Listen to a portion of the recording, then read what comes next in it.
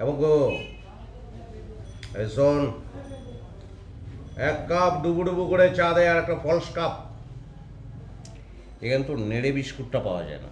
ওরে বাপরে বাপ, কি স্বাদ! চায়ের মধ্যে নেড়ে বিস্কুট ডুবিয়ে দিলে, তুললে বিস্কুট হয়ে গেল ক্ষীর সন্দেশ। তো দাম লালু ভাই, আপনি তো সেই এফডিসিতে কাজ করতেছেন, এখন আবার টিভিতেও কাজ করতেছেন শুনলাম, সিরিয়াল বানাচ্ছেন একটা। সিরিয়ালের নামটা আমার খুব পছন্দ হয়েছে, হাতে কিছু রইল।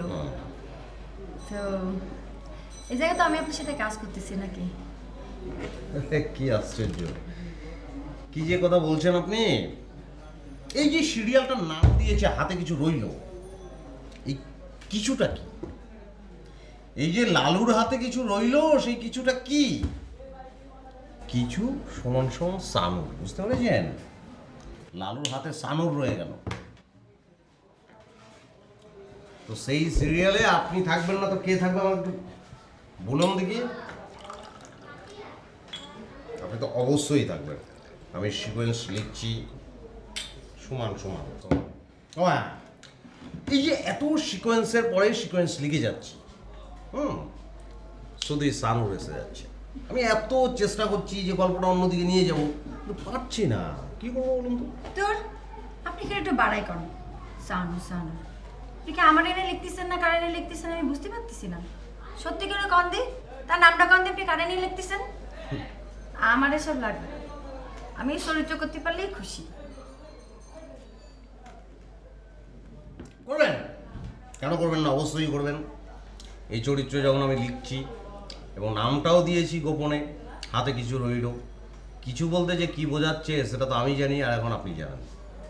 আমারও অনেক ভালো লাগতেছে চিন্তা করে যে নাটকটা আমি কাজ করব। নাটকটার নামও যেরকম হাতে কিছু রইলো, আমারও সেরকম কিছু রইলো, আমারও থাকলো আর কি। আমার হাতে কিছু রইল, কিছুটা যে কি সেটা তো বলেইছি আপনাকে। তা আপনার হাতে যে কিছু থাকবে সেই কিছুটা কি একটু বলুন।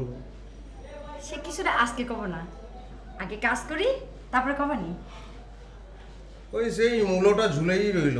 চলে উড়ে যা রে पंछी के अब ये देश हुआ बेगाना, चले उड़ जा रे पंछी के अब ये देश हुआ बेगाना, चले। আর কিছু খাবেন না? উড়ে যা। সাংবাদিক হিসেবে এখানে আসছি, কিন্তু আপনি হয়তো জানেন না যে আমি সাংবাদিকতার পাশাপাশি গান করি। তাই নাকি? হ্যাঁ, ভাওয়াইয়া গান করি। ও আচ্ছা আচ্ছা আচ্ছা আচ্ছা আচ্ছা। এই কথাটা বলতাম না, কারণ একটু আগে আপনি বলেছেন যে আমাদের ঐতিহ্য সম্পদ আছে, হাসন, লালন, মুর্শিদি, মারুপতি, ভাওয়াইয়া। হ্যাঁ, তখন মনে হলো যে আপনি একটি সিরিয়ালও বানাচ্ছেন, হ্যাঁ হাতে কিছু রইল।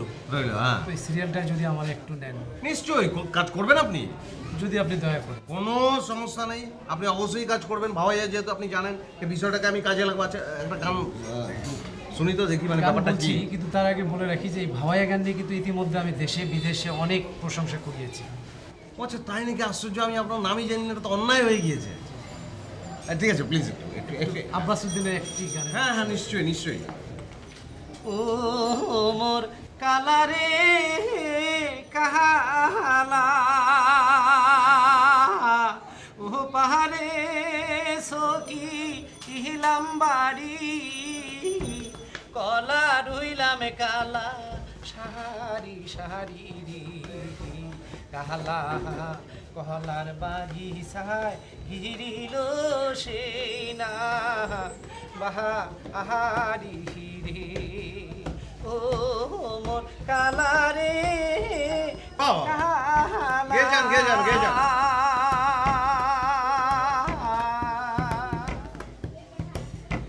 কহলার খোপে খোপে গুয়া রইলাম কালা, থোপে থোপে রে কালা, গুয়ের গুরি গুরি পাহানো দিলাম গাহা। দেখুন, আসলে যে কথাটা বলতে চাচ্ছি সেটা আসলে আমি বলতে চাচ্ছিলাম না আর কি, কিন্তু আপনি আমাকে ব্যক্তিগতভাবে 5টা বাজে কথা বললেন, আমি না হয় তার জবাব নাই দিলাম। কিন্তু আপনি জাতি সম্পর্কে যদি একটু বাজে কথা বলে ফেলেন তো কিছু করার নেই, কাউকে না কাউকে তো বলতেই হবে, সেই সাহসটা তো দেখাতেই হবে, তাই নয় কি?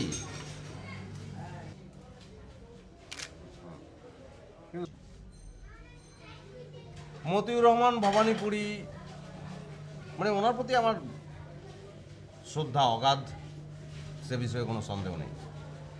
উনি যেটা বানাতে চাচ্ছেন ওটা হাতে কিছু রইল না।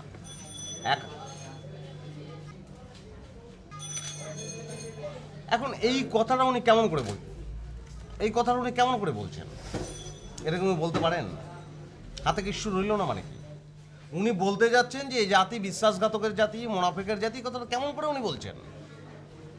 আমাদের দীর্ঘ সংগ্রামের ইতিহাস রয়েছে, রক্তপাতের ইতিহাস রয়েছে, কিন্তু মাথা নত করার ইতিহাস কিন্তু নাই। আপনি বলতে, তাই নয় কি? আমাদের সবচেয়ে বড় অর্জন হচ্ছে মুক্তিযুদ্ধ, এবং সেই মুক্তিযুদ্ধের ফসল কিন্তু আমরা ঘরে তুলেছি, আমরা কিন্তু স্বাধীন হয়েছি। তো সে কথাটা কিন্তু ভুলে গেলে চলবে না।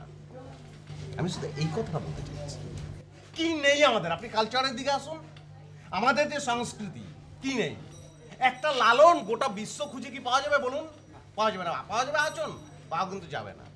কি নেই বলুন?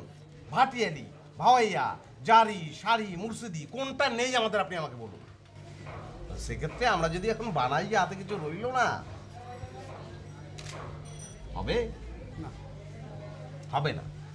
যাকে আমি এফডিসিতে কাজকর্ম করছি সেটা ঠিকই আছে। আমার কাছে মনে হলো যে এই টেলিভিশন মিডিয়ায় এসে একটা নাটক বানানো উচিত, যেটা আসলে ড্রয়িং রুমে বসে মানুষ দেখবে এবং সব মানুষ দেখবে। সেটা আসলে আমি দায়িত্ব বলে মনে করছি। আমি যদিও বিশ্বাস করি যে এটা আসলে মতিউর রহমান ভবানীপুরীরই বানানো উচিত ছিল, যাকে উনি পারেননি, কিন্তু কাউকে না কাউকে তো করতেই হবে। আমার প্রোডাকশনের নাম হচ্ছে হাতে কিছু রইল, আরও আসছে। এখন আসলে আমরা তো একই জায়গার লোক বলতে গেলে, আমরা মিডিয়ায় কাজ করছি, আপনারা প্রিন্ট মিডিয়ায় কাজ করছেন।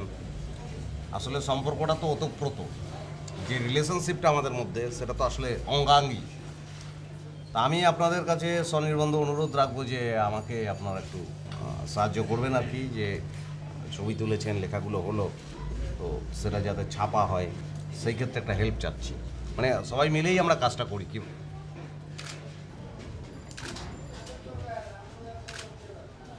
তো ঠিক আছে, আপনাকে অনেক ধন্যবাদ। হ্যাঁ, ধন্যবাদ।